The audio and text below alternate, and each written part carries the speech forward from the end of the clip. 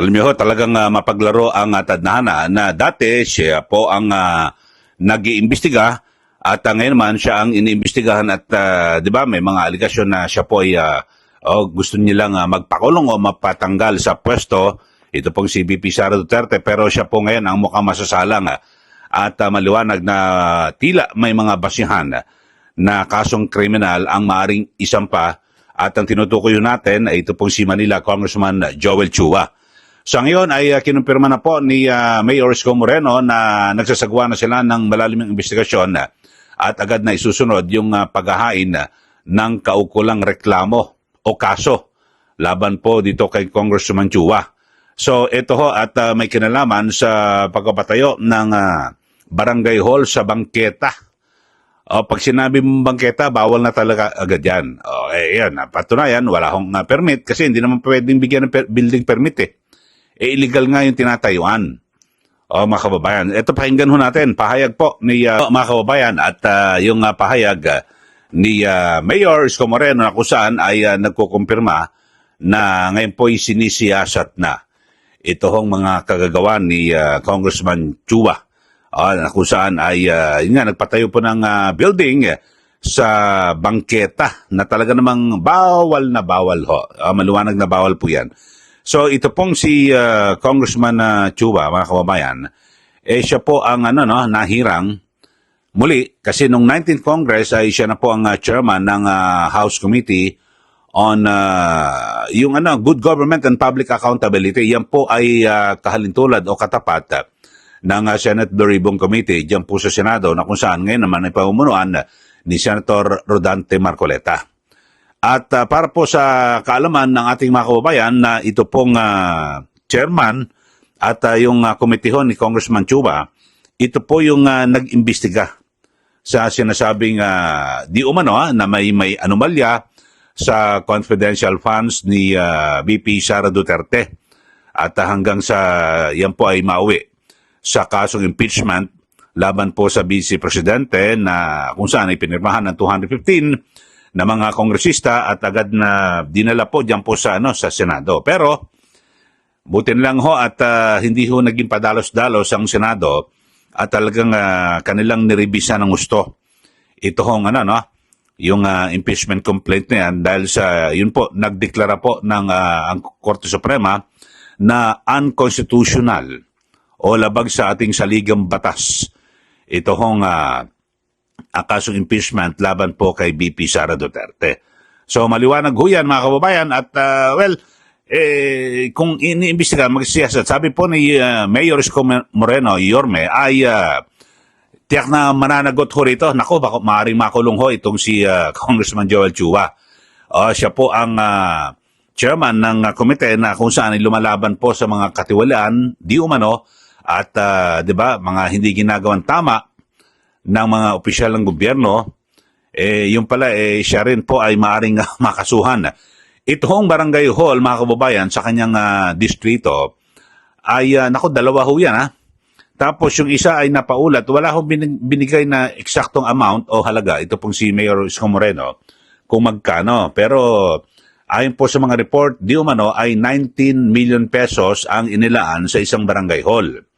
So maganda mismo magpaliwanag ho dyan si Congressman Joel Chua. At hindi niya po maitatanggihan kasi nakunan po ng video na meron pong logo at may nakapangalan dun ho na kung saan yung may tatakon na logo Joel Chua dun po sa may pinakaharapan ng barangay hall. Sabi nga po ni Yorme ay ng kanilang sulatan ng City Hall, yung barangay hall, biglang tinanggal po yung pangalan ni Congressman Joel Chua. Pero wala na ho, nakuna na yan Siguro, pero pinakamainam ay harapin niya yung ginagawang investigasyon. Sabi po, ang tanong nga bakit hindi na lang kayo mag-usap?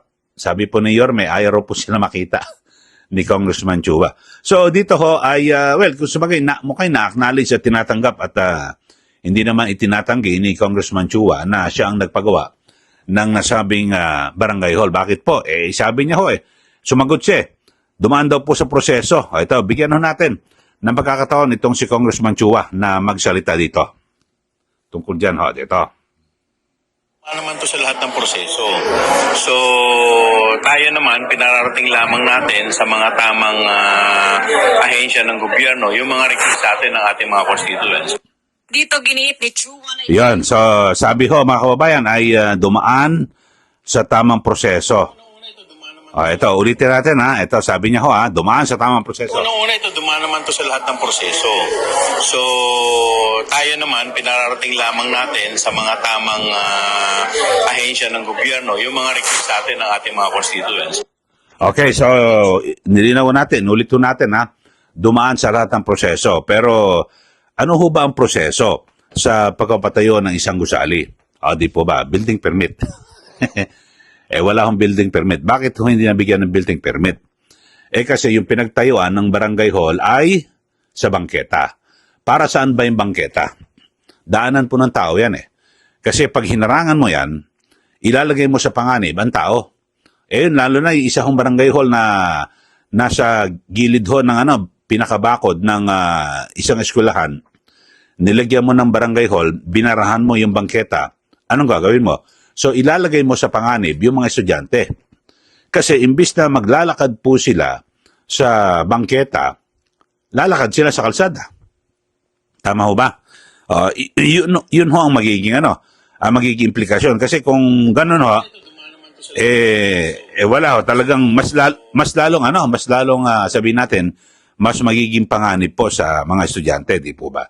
So, yun lang ho mga kababayan. Siguro maganda, sagutin din ho ni Congressman Chua. Pero sinabi niya, dumaan daw po sa lahat ng proseso. Alam niyo, nakapangihinayang dahil sa pera po ng taong bayan din ho ito hindi ako naniniwala na pera ho mismo ni Congressman Chua ito At siyempre, taxpayers money po ito. Pero sabi po ni Mayor wala illegal Bagamat nakapanghihinayang, di ba? Pera ho yan ng taong bayan. Pero illegal ho at mas, alam niyo kasi kung kukonsintihin ng isang alkalde, yung mga ganyan, nakatayo na istruktura na illegal, mababaliwala yung kanyang pamumuno sa lungsod na lahat pwede nang gumawa ng illegal tapos ituturo, bakit yung kay congressman? Illegal yung pagkakatayo, hindi mo sinisita. So magiging ganon. At ito po ay mawala yung kanyang pangangasiwa, yung maayos na pagiging pamumuno sa lungsod na Maynila kung kanyang kukonsintihin yung mali. So, kaya yung mali dapat na itama. Di po ba? So, yun lang ho mga kababayan. At abangan natin kung ano ang susunod na kabanata ho rito sa isyong ito. Pero, yun lang ho. Yung mga bago lang ho sa ating channel, subscribe na po kayo. At huwag niyo pong kalimutan na i-like at i-share. Siyempre, yung ating pinag-usapan, ulitin ko ho, si Congressman Joel Chuan ng Lungsod ng Maynila na siyang chairman ng House Committee on Good Government and Public Accountability na nag-imbestiga noon sa confidential funds ni VP Sara Duterte ay iniimbestigahan na po dyan sa Maynila at posibleng maharap sa kaso at makulong dahil sa pagpapatayo ng illegal na barangay hall sa bangketa.